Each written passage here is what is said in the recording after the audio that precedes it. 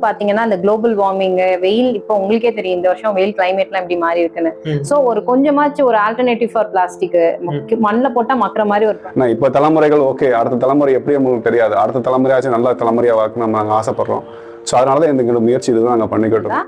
Plus இது since natural ப்ராடக்ட்னால இது வந்து ரீயூசபிள், எத்தனை தடவைனாலும் யூஸ் பண்ணிக்கலாம். நம்ம